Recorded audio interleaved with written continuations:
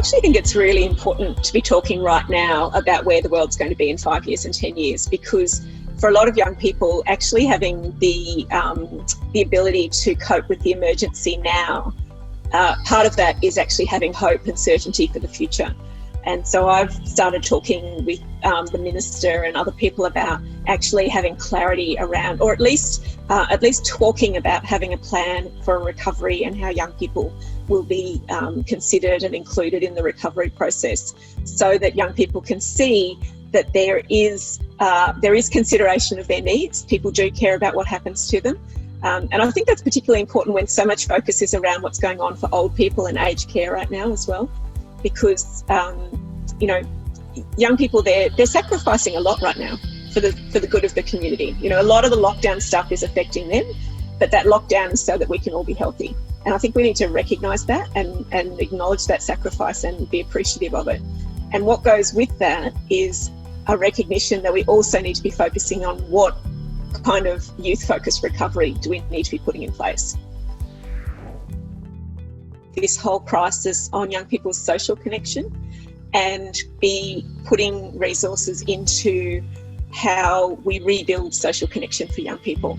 And some of that is snapping back to what existed before, once we're not in lockdown anymore and sport starts up again and school starts up again, and young people can have at least small parties again and things like that.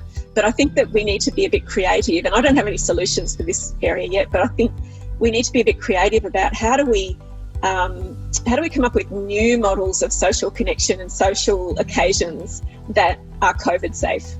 And that's going to be a challenge for the whole community, but particularly important for young people.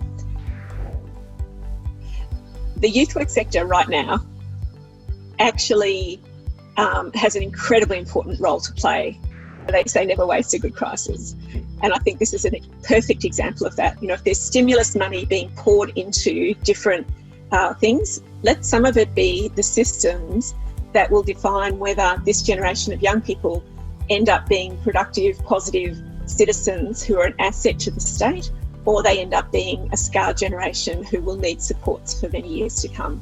Now, I know that I would much prefer that first scenario, and that's what YACVic is really starting to push now.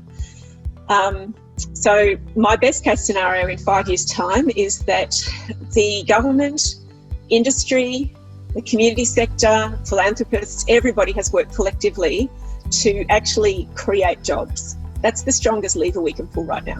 Create jobs that are specifically for young people, that will be meaningful, will provide a decent income for them that they can step into, and will get them on a pathway for their long-term employment prospects.